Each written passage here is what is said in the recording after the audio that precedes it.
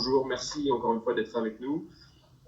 Sophie, vous avez un parcours extrêmement varié et vous êtes aujourd'hui consultante, formatrice et écrivaine. Et alors, fait particulier, vous êtes écrivaine à la fois d'ouvrages de business, de management, mais également d'ouvrages de fiction. Et vous avez notamment écrit ce très bel ouvrage, Manager, relisez vos classiques, qui a inspiré le titre de la masterclass d'aujourd'hui. Et nous allons aujourd'hui parler d'email. Et alors, ce que je vais faire, c'est que Sophie, je vais vous passer la main pour que vous puissiez enclencher votre présentation sur l'écran.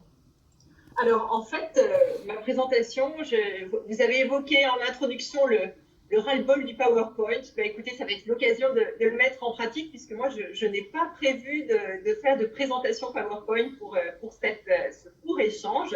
Et donc, je vais simplement vous parler, vous donner des exemples, mais il n'y aura pas de partage d'écran. Ça va juste être sous un format de conférence, de discussion, et on va procéder comme ça aujourd'hui. Est-ce que c'est bon pour vous, Simon? D'accord. Impeccable. Donc, écoutez, je suis ravie de venir vous parler du mail, cette petite communication géniale qui, en même temps, nous fait perdre un temps abyssal et bien souvent génère des tensions et des incompréhensions. D'ailleurs, je crois qu'il y a vraiment une prise de conscience assez générale aujourd'hui sur la nécessité de mieux utiliser cet outil. On le voit à travers des initiatives comme les chartes pour le mail, les journées sans mail, ou aussi à travers votre présence aujourd'hui. Alors, des chiffres qui attestent du temps considérable et passé et parfois perdu à lire nos mails et à y répondre, il y en a énormément.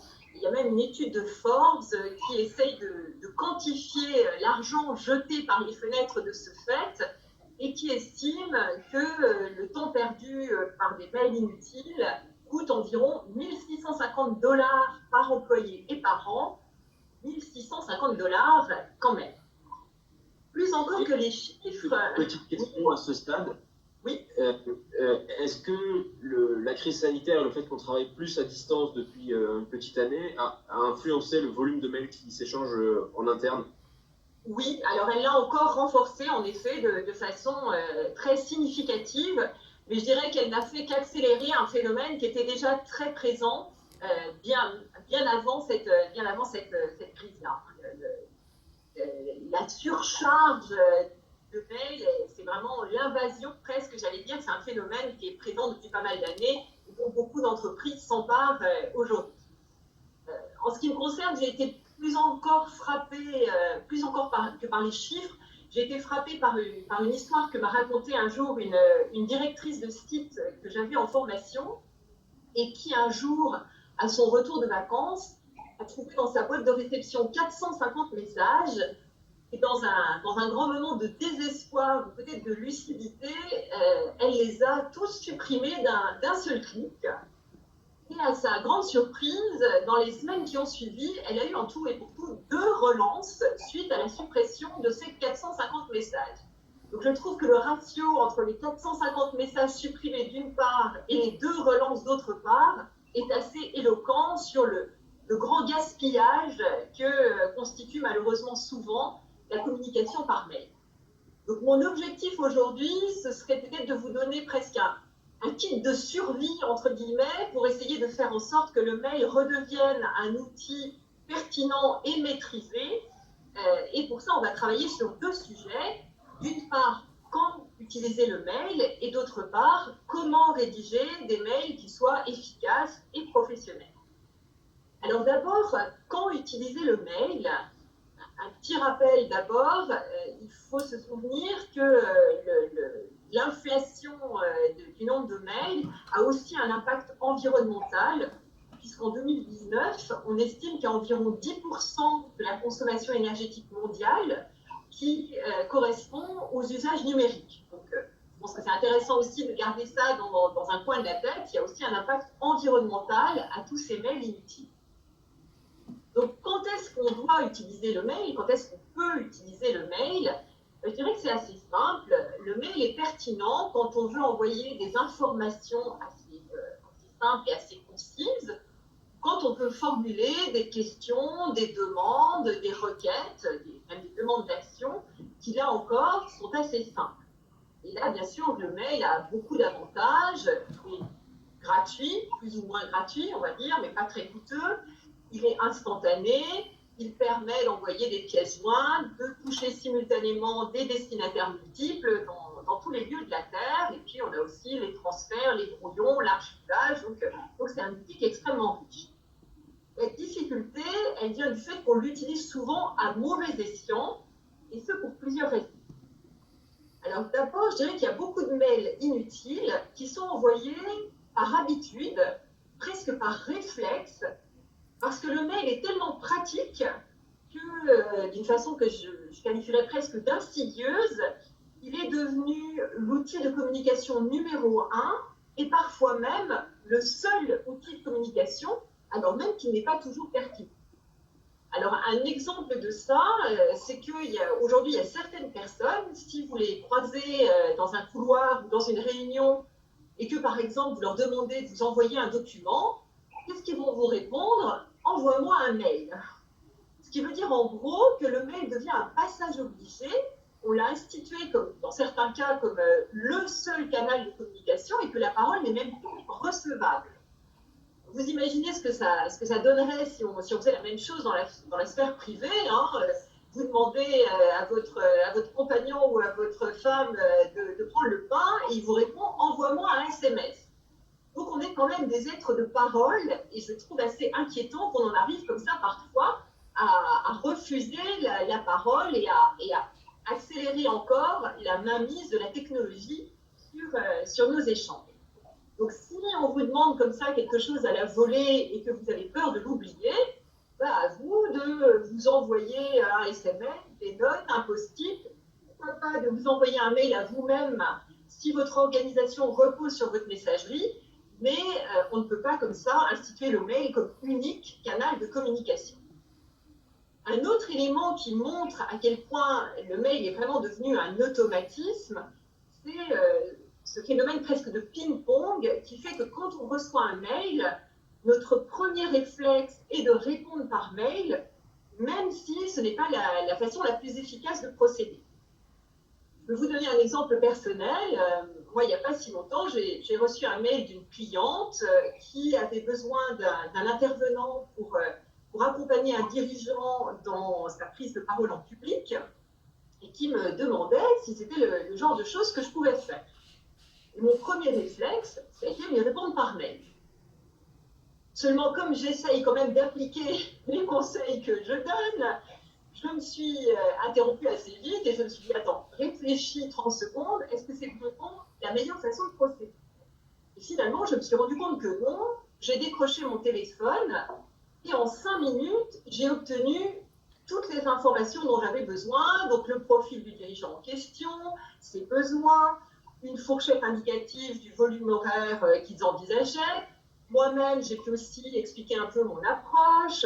Et donc, le résultat, c'est que quand j'ai raccroché au bout de 5 minutes d'échange, j'avais finalement tous les éléments pour lui envoyer une proposition ciblée et chiffrée, ce qu'il aurait fallu au moins 4 échanges écrits pour atteindre, et j'aurais certainement eu moins d'informations.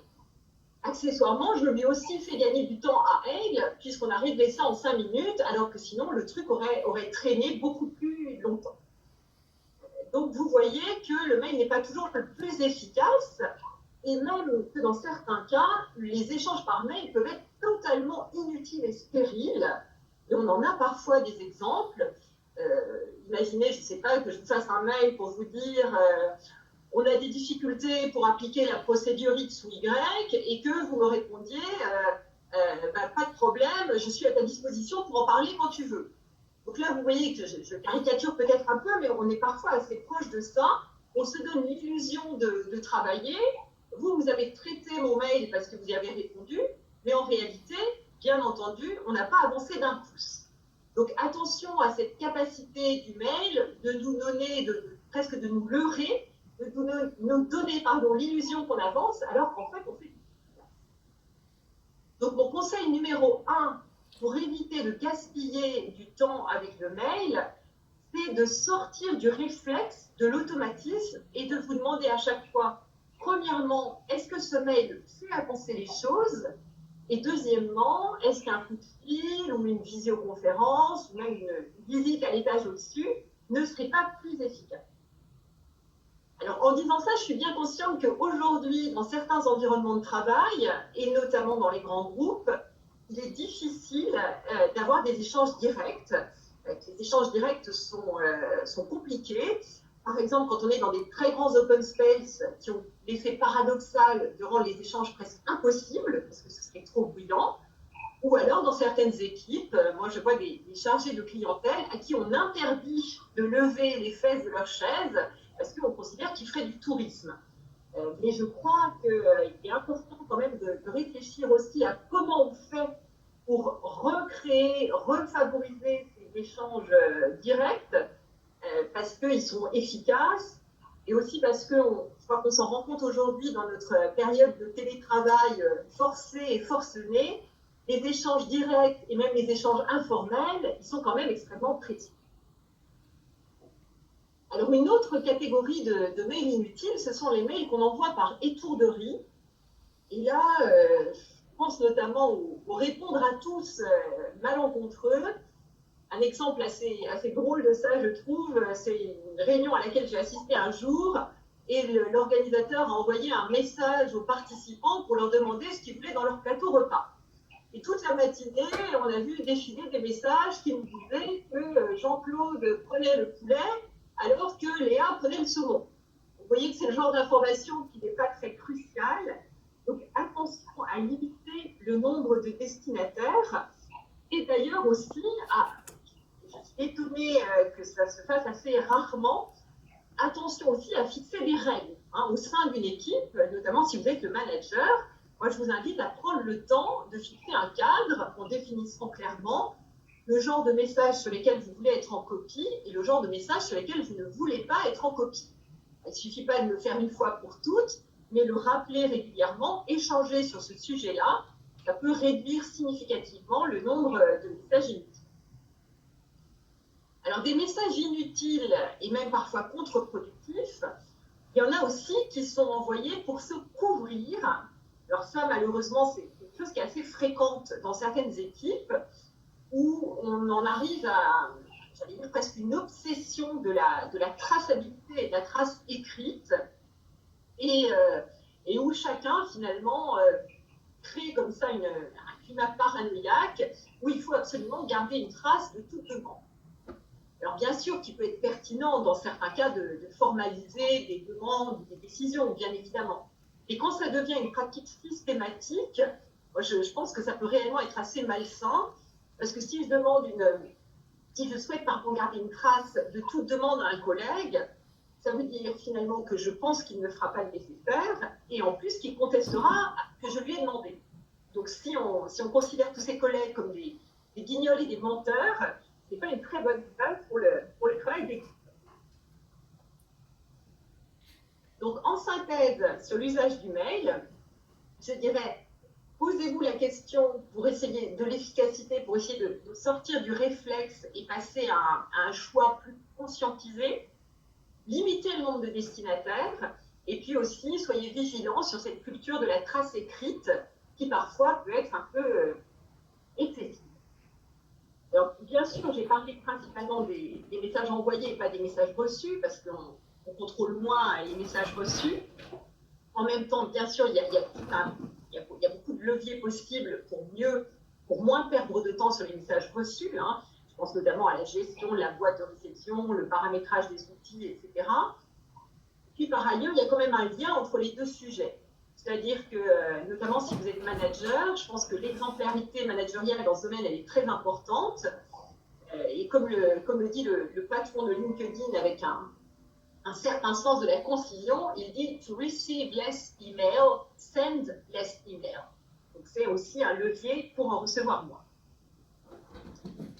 Si on passe maintenant, après ce petit point sur l'utilisation du mail, à la partie sur la rédaction des mails, comment écrire des mails professionnels et efficaces, je dirais d'abord, soyez concis. Et là, on a la chance d'avoir un certain nombre d'études qui montre que la longueur optimale pour qu'un mail soit lu, elle est en gros de l'ordre de 50 à 130 mots, on va dire 3 à 7 lignes, et au-delà, les messages ne sont pas lus, d'autant qu'il faut garder en mémoire qu'il y a à peu près la moitié des messages aujourd'hui qui sont lus sur smartphone. Donc, cette exigence de concision, elle renvoie en fait aussi à une question de méthode.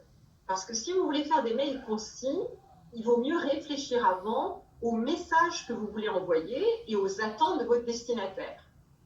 Alors qu'à l'inverse, si vous êtes dans ce que je serais tentée de qualifier de monologue intérieur, c'est-à-dire si vous tapez tout ce qui vous passe par la tête, comme ça vous passe par la tête, et qu'à la fin vous cliquez sur envoyer, vous allez probablement avoir un message qui va être assez long, assez dilué et assez décousu. Donc je vous invite à faire cet effort de réflexion avant, finalement, qu'est-ce qui compte, qu'est-ce qui est pertinent pour mon destinataire. Le deuxième conseil, c'est d'être clair et simple, et pour ça, en matière de rédaction, vraiment de privilégier la simplicité, donc de faire des phrases courtes, d'aller droit au but, et puis aussi, bien sûr, de choisir un objet précis. Qui est aussi une invitation à vous relire, pour vous assurer justement que votre rédaction est simple et claire. Donc vous voyez que là aussi, finalement, ça renvoie aussi à des questions de méthode. Alors le troisième conseil, c'est bien sûr d'être courtois en toutes circonstances. Et pour ça, il y a une règle vraiment de bon sens qui est qu'en matière de courtoisie, il vaut toujours mieux en faire trop que pas assez. Pourquoi ? Tout simplement parce que le mail, et de façon générale l'écrit, est un média froid. C'est-à-dire que vous n'avez pas la voix, vous n'avez pas le langage non verbal. Et donc, il est important de faire des efforts pour atténuer cette froideur. Sinon, il y a un risque important qui est de mauvaises interprétations. C'est-à-dire qu'un mail qui va juste être un tout petit peu trop rapide, il va être perçu comme sec ou agressif, alors que ça n'était absolument pas votre intention. Donc cet écart entre l'interprétation et l'intention, il est assez fréquent. Moi, j'en ai un exemple avec un interlocuteur administratif chez un client il y a quelques années, avec qui j'échangeais par mail, que je prenais vraiment pour un sale type, parce que je trouvais que ses mails étaient secs et méprisants. Et puis un jour, on a eu un truc un peu compliqué à régler, donc j'ai décidé quand même de l'appeler. Et j'ai découvert une personne serviable, chaleureuse, pleine d'humour. Donc vous voyez que la personne était en fait absolument à l'inverse, à l'opposé de l'image que je m'en étais forgée à travers ces messages. Donc vos mails, ils donnent aussi une image de vous-même. Toujours sur l'aspect de courtoisie, un autre conseil que je voudrais vous donner, c'est d'être prudent sur l'usage du s'il vous plaît et du merci, qui à l'oral, on le sait, ce sont les mots magiques qu'on enseigne à nos enfants. Mais bizarrement, à l'écrit, ils peuvent parfois être donnés plutôt un ton sec. Alors, il y a le merci de, par exemple, qui est franchement directif, mais même le s'il vous plaît, il peut être finalement assez sec. Si vous écrivez pourriez-vous, s'il vous plaît, me mettre en copie de vos échanges, vous voyez que ça peut donner à accentuer le côté sec, alors qu'il serait peut-être préférable de dire où serait-il possible et je vous en remercie par avance. Donc, attention à ce s'il vous plaît et à ce merci. Enfin, je dirais, sur la courtoisie, qu'il ne faut pas confondre la courtoisie et le formalisme. Donc, bien sûr qu'avec vos collègues proches, vous n'allez pas faire des ronds de jambes à longueur de journée, ça n'aurait aucun sens. Mais ça ne doit pas vous empêcher d'être chaleureux et courtois. Donc, oui, vous pouvez écrire à plus, bon week-end, ciao, pourquoi pas.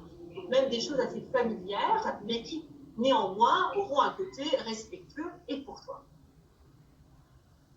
Un autre conseil de rédaction, qui finalement est assez lié d'ailleurs, c'est de rester toujours professionnel et factuel, ce qui veut dire en gros qu'il faut proscrire et même vraiment bannir tout règlement de compte, toute agressivité et toute ironie.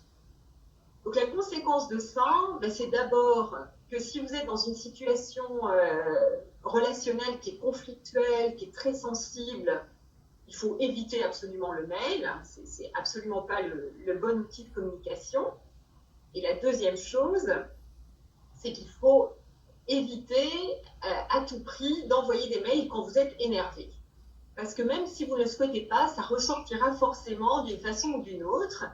Donc si vous êtes en colère ou énervé, éventuellement écrivez votre message tout de suite si ça vous défoule, mais gardez-le dans votre fonction de brouillon, relisez-le quand vous êtes calmé, et soit vous le modifierez, soit peut-être que vous le mettrez tout simplement à la poubelle. Une façon de résumer ça, hein, c'est de se dire qu'être désagréable à l'écrit, c'est être très désagréable. Donc attention à ça. D'autant que si vous écrivez des mails agressifs, quand bien même votre énervement serait complètement légitime, en fait, ça se retournera toujours contre vous.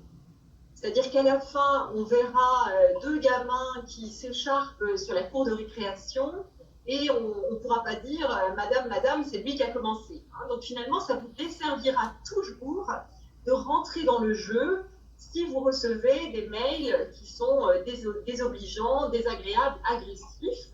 Et si vous ressentez le besoin de mettre les choses à plat, faites-le de vive voix et voilà, décrochez votre téléphone et réglez les choses de vive voix, mais certainement pas par mail. D'autant, dernier point là-dessus, que quand on fait des mails, on ne maîtrise jamais la diffusion ultérieure. Donc, pensez à ça. Le message, il peut atterrir dans n'importe quelle main. Pas forcément d'ailleurs de façon mal intentionnée, mais il peut y avoir des étourderies, des mauvaises manips. Donc, ça doit vous inviter à être extrêmement prudent et professionnel. Enfin, le dernier conseil que je donnerais sur l'utilisation du mail, c'est tout simplement de protéger votre santé et celle des autres. Et là, je veux bien sûr parler de la vigilance sur le fait de ne pas envoyer des mails à toute heure du jour et de la nuit ou tous les week-ends. Alors, si vous tenez à travailler le week-end ou si malheureusement vous y êtes contraint, ça peut arriver aussi, n'oubliez pas qu'on peut paramétrer l'outil pour faire des envois en différé. Donc je suis bien consciente que les pratiques sur ce plan-là, elles dépendent des entreprises, des équipes, des cultures, etc. Et qu'il n'est pas toujours facile d'aller à contre-courant. Mais n'oubliez pas quand même qu'il y a le droit à la déconnexion, donc il y a la loi qui protège les salariés. Et puis par ailleurs, plus important encore, il y a un lien très étroit entre le burn-out et la connexion permanente. Donc, de ce point de vue-là, c'est vraiment un enjeu de bien-être. Et il me semble que la bonne nouvelle, c'est que les choses ont un peu changé. C'est-à-dire que je crois qu'aujourd'hui, si vous dites que le soir, vous déconnectez, vous arrêtez, vous bloquez votre messagerie parce que vous souhaitez préserver votre vie privée, votre vie de famille, ou tout simplement votre bonne santé, je crois que c'est quand même quelque chose qui est beaucoup plus recevable qu'il y a quelques années. Et que ce qui aurait été compris comme une preuve de fumisterie ou de désinvolture, aujourd'hui, à l'inverse, ça peut aussi être perçu comme une preuve de hauteur de vue, de recul. Donc, en conclusion, je dirais que le paradoxe, c'est que les quelques conseils que je viens de vous donner, ils sont en réalité, a priori, assez faciles à mettre en œuvre, je l'espère, et en même temps, pour certains d'entre eux, ils impliquent quand même de bousculer des habitudes qui sont parfois très, très ancrées. Et donc, à ce titre-là, je crois qu'ils exigent une certaine détermination. Mais le jeu en vaut, j'en suis convaincue, largement la chandelle, parce que l'enjeu est important. Peut-être que vous avez entendu dire que sur les réseaux sociaux et sur Internet, les fameuses fake news avaient tendance à se diffuser plus rapidement que les informations véritables. Et malheureusement, j'ai tendance à penser qu'en matière de communication numérique, les mauvaises pratiques ont aussi tendance à être plus contagieuses que les bonnes. Et du coup, je crois vraiment qu'on a, je vais peut-être être un peu grandiloquente, mais je crois qu'on a quand même une espèce de responsabilité collective à améliorer l'usage du mail et à limiter aussi l'usage du mail, et qu'à travers ça, finalement, on peut aussi améliorer l'efficacité, mais aussi les relations humaines, la santé et la bonne humeur. Et je crois qu'aujourd'hui, on a tous besoin de bonne humeur. Donc, écoutez, je vous remercie de votre attention et je serai bien sûr ravie de répondre à vos questions. Merci beaucoup, Sophie, pour ce partage très clair, extrêmement riche. Et vous faites une transition parfaite puisqu'on va passer aux questions. Alors, je vous rappelle à vous qui nous écoutez que vous avez un petit module dans lequel vous pouvez poser vos questions et on va en traiter quelques-unes. J'ai une question pour vous, Sophie. Il me semble que depuis, on va dire, 3-4 ans, ont explosé dans les entreprises des outils de communication instantanée, avec en tête Slack plutôt du côté des petites boîtes, startups, et Microsoft Teams plutôt dans les groupes de taille intermédiaire et les grands groupes. Comment est-ce que, et généralement ces outils ils cohabitent avec l'email dans l'entreprise, enfin, tout le temps. Comment est-ce que ces nouvelles pratiques viennent influencer les pratiques d'email? Est-ce que c'est encore pire qu'avant et on s'envoie autant d'emails et en plus des Slack et des Teams? Est-ce que ça améliore les pratiques? Comment ça se passe? Alors, je crois qu'on est effectivement dans une période de transition, mais alors il y en a même certains qui annoncent la mort prochaine du mail, qui disent qu'ils vont disparaître comme les dinosaures. Moi, je pense que ce n'est pas pour tout de suite. Et je pense qu'en effet, la transition du mail vers la messagerie, elle est pas toujours favorable, que peut-être que dans certains cas, le remède est pire que le mal, parce que la messagerie, si elle est mal utilisée, elle a un côté très intrusif, qui est encore presque plus fort que le mail, parce qu'on a plus de mal, peut-être, notamment en période de télétravail, de confinement, etc., à fermer sa messagerie, notamment si on est manager, parce que, par exemple, on peut s'inquiéter de savoir qu'on a des salariés un peu partout qui se sentent assez isolés. Donc finalement, on peut être sollicité tout le temps.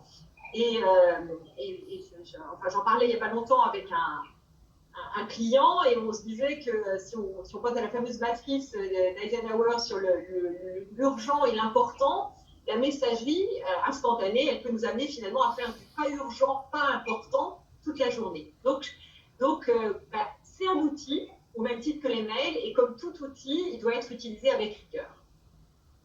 Ok.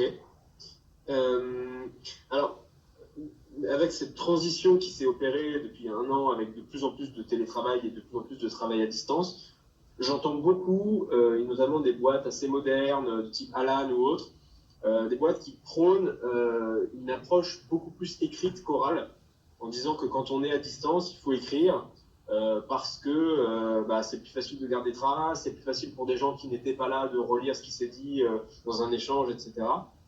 Alors, ces approches écrites, elles ne sont pas forcément prônées par email. Ils ont tendance à utiliser des outils complémentaires, des outils de documentation, etc., pas que des emails. Mais qu'est-ce que vous pensez de cette affirmation-là, de dire que la distance implique plus d'écrit que d'oral? Moi, je ne suis pas tout à fait d'accord parce que il commence à y avoir pas mal de psychologues, psychiatres, médecins de tout genre qui s'inquiètent des effets sur notre santé mentale, de cette situation quand même d'isolement qui est importante et non désirée pour un grand nombre d'entre nous. Et je crois qu'au contraire, alors bien sûr que l'écrit a sa place, mais je crois qu'en même temps, il est très important de maintenir des lieux et des temps d'échange, y compris informels, parce qu'on a quand même besoin de ça. Alors, il y a une façon de faire qui commence peut-être à un peu dépasser parce que les gens en ont un peu marre parfois, mais la fameuse, vous savez, la fameuse météo du jour, où chaque participant à une réunion doit indiquer dans quel état d'esprit il est, est-ce qu'il est de bonne humeur, est-ce qu'il est fatigué, etc. Ce genre de tour de table-là, peut-être que cette approche précise de la météo du jour, elle commence à être un petit peu éculée, mais prévoir des temps d'échange informels, collectifs ou individuels, et notamment quand on est manager, s'imposer d'appeler régulièrement les collaborateurs, en tout cas qui en ont le plus besoin, pour leur demander par exemple comment ils vont, ça on ne peut pas le demander par écrit. On ne peut pas faire un écrit pour demander à quelqu'un comment tu vas. En tout cas, il ne vous répondra certainement pas de la même façon, alors que si vous l'appelez et que vous avez un échange oral sur des choses qui sont sont plus personnelles, plus sensibles, plus subjectives, les choses se diront autrement. Ok. Alors, on a beaucoup de questions dans le public sur la copie cachée dans l'email. Est-ce qu'il faut l'utiliser? Comment est-ce qu'il faut l'utiliser? C'est une question qui est revenue au moins 5 ou 6 fois, donc je pense que c'est un vrai sujet. Alors, bon, personnellement, je ne l'utilise pas parce que j'ai tendance à dire qu'elle est sournoise par nature. Je n'aime pas cette idée de la copie cachée. Bon, c'est vrai que si on a affaire, si par exemple on est en négociation avec un interlocuteur externe, en négociation commerciale, oui, ça peut être assez pratique de copier par exemple le chef pour qu'il suive nos échanges sans que le client soit forcément informé de sa présence dans l'échange. Personnellement, je préfère quand même faire différemment, c'est-à-dire ne pas utiliser cette fonctionnalité que j'aime pas tellement, et plutôt transférer en disant voilà, pour info, ou voilà où on en est, voilà le mail que j'envoie. Utiliser plutôt des transferts.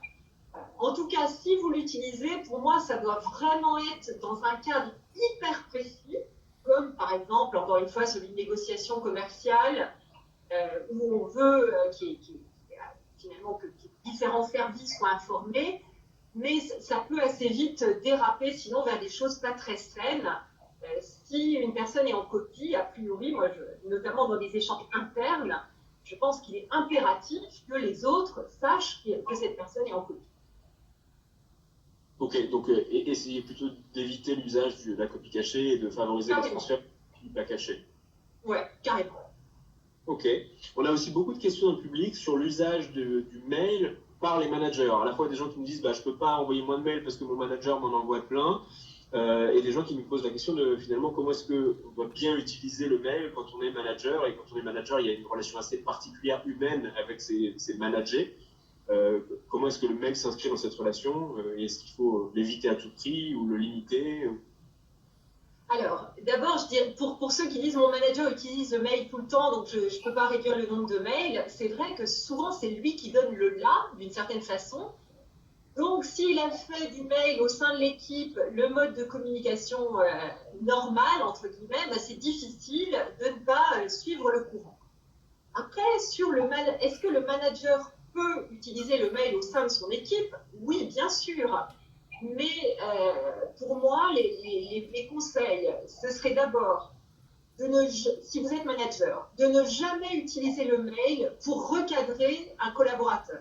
C'est-à-dire que s'il y a des choses, qu'elles soient importantes ou pas, quand bien même ce serait un point relativement anodin, pour moi, alors là, je suis formelle, n'utilisez jamais le mail pour dire à un de vos collaborateurs, ça, c'était pas génial, ça aurait été mieux si tu avais fait comme ça. Parce qu'en fait, l'écrit est très, très violent. Même si on essaye de prendre des précautions et d'enrober un peu les choses, l'écrit est quand même fondamentalement plus violent que l'oral. Donc, si on a des choses un peu délicates à dire en tant que manager, le mail n'est pas le bon moyen. Donc, ça, c'est une première règle à respecter.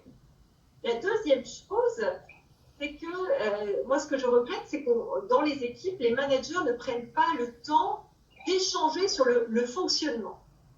Moi, j'ai vu, par exemple, je vois parfois en formation des gens qui me disent « Ah oui, nous, notre manager, vous verriez ses mails, elle nous parle comme à des chiens, elle nous transfère les comptes des clients à traiter, pour traitement, urgent STP. » Et les gens le perçoivent de façon hyper blessante.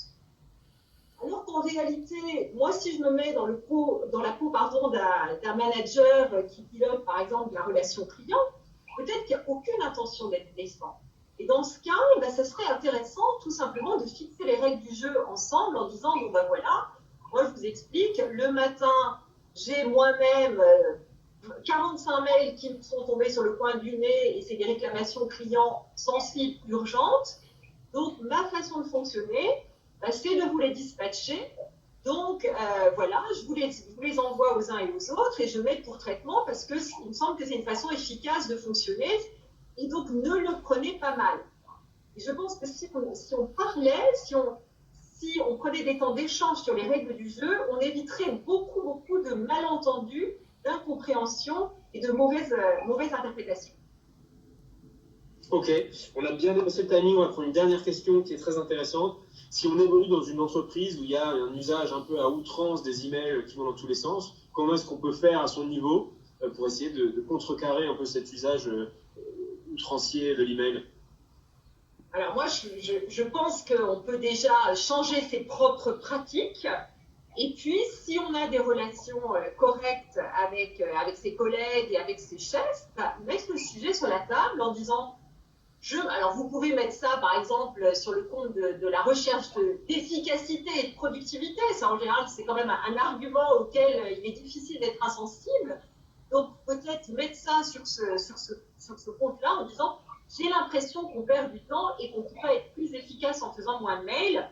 Réfléchissons-y ensemble, sachant qu'il y a aujourd'hui des sociétés spécialisées, des intervenants externes qui peuvent aussi accompagner sur ce sujet-là. Génial. Merci beaucoup, Sophie.